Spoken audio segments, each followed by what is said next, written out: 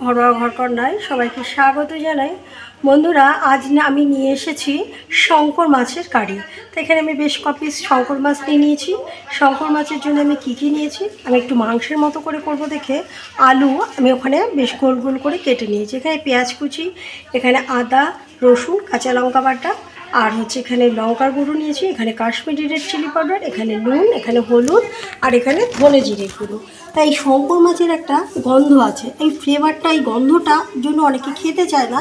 সে কারণে কি করতে হবে, সবার প্রথম এই মাছগুলোকে আমি এই যে এখানে একটু উষ্ণ গরম জল করে নিয়েছি, এখানে আমি এই মাছগুলো দিয়ে দেবো।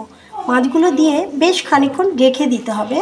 মাছগুলো দিয়ে আমি একটু লবণ দিয়ে দেবো, তো মাছের যে একটা গন্ধ আছে সেইটা চলে যাবে। এই গন্ধটা কাটানোর জন্য একটু উষ্ণ গরম জলে দিয়ে আমি 10 মিনিটের জন্য ঢেকে রেখে দেবো। বন্ধুরা, মাছগুলোকে আমি গরম জল থেকে জল ছেঁকে তুলে নিয়েছি। এখন একটু লবণ দিয়ে দেবো মাছগুলোতে, হলুদ দিয়ে দেবো, আর একটু লঙ্কার গুঁড়ো দিয়ে দেবো। এতে একটু লঙ্কার গুঁড়ো দিলে আর একটু কাশ্মীরি রেড চিলি পাউডার দিলে ভাজা হলে কালারটা সুন্দর আসে। এবার আমি ভেজে নেবো একটুখানি, 5 মিনিটের মতো রেখে দিয়ে তারপর আমি মাছগুলো ভেজে নেবো। বন্ধুরা, আমি তেল বসিয়ে দিয়েছি, এর মধ্যে আমি একটু লবণ আর একটু হলুদ দিয়ে দিয়েছি। তাহলে কী হবে, মাছগুলো লেগে যাবে না কড়াতে। তেলটা আরেকটু গরম হলে আমি মাছগুলো দিয়ে দেবো। বন্ধুরা, এবার মাছগুলো আমি এক এক করে সব দিয়ে দেবো।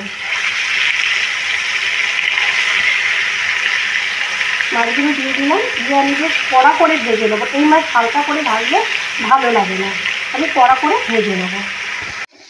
বন্ধুরা, এই মাছ খেতে কিন্তু খুবই ভালো লাগে, অনেকে আবার পছন্দ করে না, একটু গন্ধ। তা আপনারা যদি করেন, একটু ভিনিগার, আমি ভিনিগারটা দিতে ভুলে গেছি, ভিনিগার আর একটু লবণ দিয়ে গরম জলে মিশিয়ে যদি ভিজিয়ে রাখেন 10 মিনিটের মতো, তাহলে কিন্তু সেই গন্ধটা হয় না, একদম মাংসের মতো টেস্ট হয়। আমরা কিন্তু খেতে খুব ভালোবাসি, বা আমারও খুব ভালো লাগে খেতে।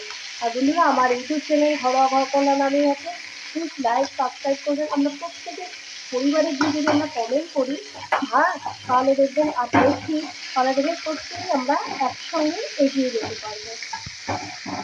বন্ধুরা, আমার মাছগুলো সব ভাজা হয়ে গেছে, আমি একটু লাল লাল করে ভেজে নিয়েছি। এখন কড়াইয়ে আমি এই যে পেঁয়াজ কুচিটা এখানে দিয়ে দেবো। আমি আলু দিয়ে করব, পেঁয়াজটা একটু ব্রাউন কালার হবে। আমি আগে পেঁয়াজটা যাতে একটু নরম হয়ে যায় তার জন্য একটু নুন দিয়ে দিলাম আর একটু হলুদ দিয়ে দিলাম। এবার পেঁয়াজটা একটু ব্রাউন কালার হলে আমি একবারে আলু দিয়ে সমস্ত মশলা দিয়ে আমি কষিয়ে নেবো। আমি ততক্ষণ পেঁয়াজটা নরম হওয়ার জন্য আমি একটু ঢেকে দেবো। পেঁয়াজটা ব্রাউন কালার হয়ে গেছে, এখন আমি আদা রসুন এবং কাঁচা লঙ্কা পেস্টটা আমি দিয়ে দিলাম। আর এখন আমি সমস্ত মশলাই দিয়ে দেবো। বন্ধুরা, আমি আলু কিন্তু ভেজে দিচ্ছি না, আপনারা একদিন এরকমভাবে করে খেয়ে দেখবেন, খারাপ লাগে না, ভালোই লাগে। ধনে জিরে গুঁড়োটাও দিয়ে দিলাম, লঙ্কার গুঁড়োটাও দিয়ে দিলাম। এই লঙ্কা খুব ঝাল, আপনারা বলেছেন আমরা খুব ঝাল খাই, কিন্তু পরিমাণটা কম হয়ে যাচ্ছে, তাও আমি দিয়ে দিলাম খুব ঝাল বলে। এখন আমি এই আলুটাকে দিয়ে দেবো।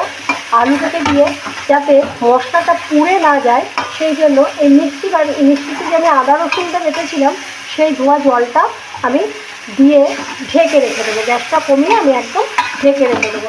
এতে কী হবে, মশলাটাও ভাজা হয়ে যাবে, আলুটাও ভাজা হয়ে যাবে। অনেকটা বেলা হয়ে গেছে, তো সেই জন্য আমি প্রসেসটা অবলম্বন করলাম। এবার আমি ঢেকে দেবো। বন্ধুরা, এরকমভাবে করলেও কিন্তু ভালো লাগে। দেখুন, আলুগুলো কিন্তু আস্তে আস্তে সেদ্ধ হয়ে যাবে এবং পেঁয়াজটাও পুরো একদম গলে যাবে। আর তারপরে কিন্তু অল্প জল দিলে পরে কারিটা হয়ে যাবে। আমি একটু ঢেকেই দেবো, আবার ঢেকে রেখে আমি এই রান্নাটা করবো। বন্ধুরা, এবার আমি ঢাকনাটা তুলছি, দেখুন ওপর থেকেও তেল উঠে আসছে, আর আলুগুলো দেখুন একদম গলে গেছে, এই দেখুন একদম ভেঙে যাচ্ছে। এখন এই মাছ একটু জাল দিতে হয়, বেশ করে একটু জাল হলে ভালো লাগে। ঠিক এই সময় আমি মাছগুলো দিয়ে আমি অল্প পরিমাণে, একদম এটা ঝোল ঝোল খায় না, এটা কষা কষা করলে ভালো লাগে। আমি এই মাছটা মাখিয়ে রেখেছিলাম যেটা, সেই জলটাই আমি এরকমভাবে দিয়ে দিলাম। অল্প পরিমাণেই জল দিলাম, একটু কষে গেলে, একদম কষা কষা হয়ে গেলে আমি গরম মশলা দিয়ে দিয়ে নামিয়ে নেব। এখন হতে থাকে। বন্ধুরা, আমার শঙ্কর মাছের কারি হয়ে গেছে, এখন আমি গরম মশলা দেবো। আর বন্ধুরা, এটা আমার নিজে হাতে তৈরি করা, এতে আছে দারচিনি, লবঙ্গ, এলাচ এবং একটু ধনে জিরে এবং একটু ওই স্টার অ্যানিস। এবার আমি দিয়ে দিলাম, আমি নিজে হাতেই গরম মশলাটা করে নিই, এখন আগে দিয়ে দিলাম। এখন দিয়ে একটু নাড়িয়ে এবার আমি ঢেকে দেবো, তাহলে মানে গন্ধের যে গরম মশলার যে ফ্লেভারটা পুরো মশলার মধ্যে ঢুকে মাছের মধ্যে ঢুকে যাবে। এবার আমি একদম ঢেকে গ্যাসটা অফ করে কিছুক্ষণের জন্য রেখে দেবো। বন্ধুরা, আমার এই যে শঙ্কর মাছের কারি হয়ে গেছে, দেখুন কালারটাও সুন্দর হয়েছে, বেশ আমারই নিজেরই এখন লোভ লাগছে। যদি আমার এই রেসিপিটি আপনাদের ভালো লেগে থাকে অবশ্যই আমার পাশে থাকবেন বন্ধুরা, সবসময় ভালো থাকবেন। আজকের মতো শেষ করছি, আবার নেক্সট কোনো ভিডিওতে দেখা হবে। ততক্ষণে যেন বন্ধুরা ভালো থাকুন আর সুস্থ থাকুন।